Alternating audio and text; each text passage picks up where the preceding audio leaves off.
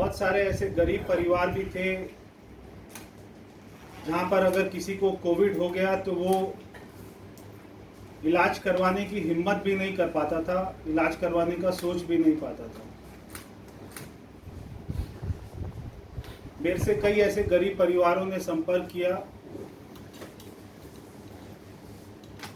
जिसमें परिवार का मुखिया या जो उनका अर्निंग मेंबर था, कमाने वाला सदस्य था, उसकी कोविड में मृत्यु हो गई।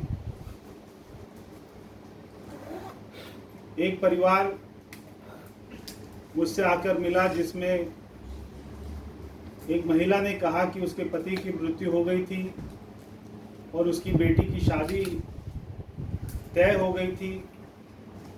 अब क्योंकि घर में कोई साधन नहीं है, कोई कमाने वाला नहीं है, तो उसकी बेटी की शादी टूट गई।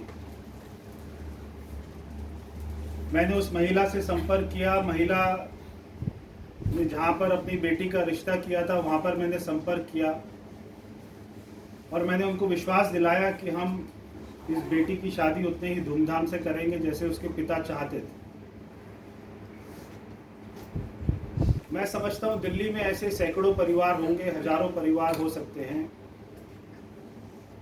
जो गरीब हैं और जिनमें कमाने वाला सदस्य उसकी कोविड में मृत्यु हो गई और अब कोई भी कमाई में, घर में कमाई का साधन नहीं बचा।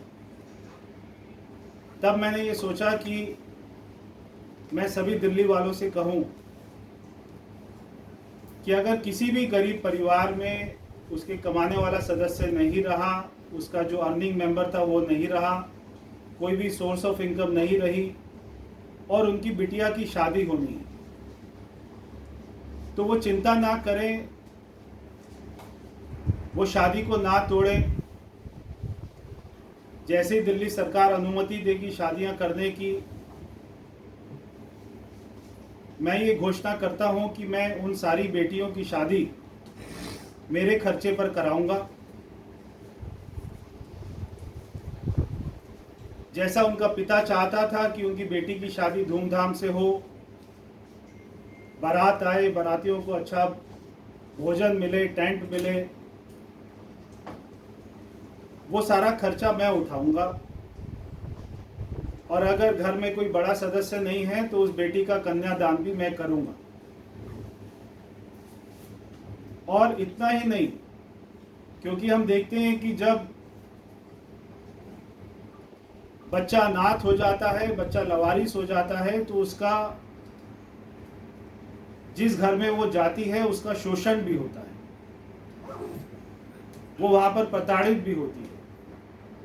तो हम उसकी भी चिंता करेंगे कि वो जिस घर में जाती है, जहाँ पर उसकी माँ, जहाँ पर भी उसका परिवार उसका रिश्ता करता है, हम शादी अच्छे से करेंगे। और जिस परिवार में जाएगी उसकी भी चिंता करेंगे कि लड़के वालों को ये ना लगे कि अब ये लवारिस है या ये अनाथ है।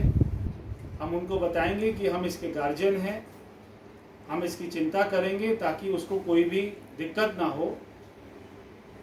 और अगर उस लड़के के परिवार में कोई सामान की भी आवश्यकता होगी, अगर उसके घर में टीवी नहीं होगा, तो एक जैसी बाप की इच्छा रहती है कि वो अपनी बिटिया को जब विदा करे तो वो अपनी क्षमता के अनुसार, अगर लड़के के घर में टीवी नहीं है तो टीवी भी दे, बेड नहीं है तो बेड भी दे, सोफ़ा नहीं है तो सोफ़ा भी दे। अगर लड़का मांग करता है तो हम नहीं देंगे, मगर अगर उस लड़के के परिवार में ऐसी आवश्यकता है या हमको लगेगा कि लड़की के नाम पर कोई एफडी करानी पड़ेगी, या वो लड़की अगर हमसे कहेगी कि हमें इस घर में एक टीवी चाहिए, बेड चाहिए, सोफ़ा चाहिए, बर्तन चाहिए, प्रेस चाहिए, वो सारा सामान की भी हम उसको आपूर्ति कराएंगे।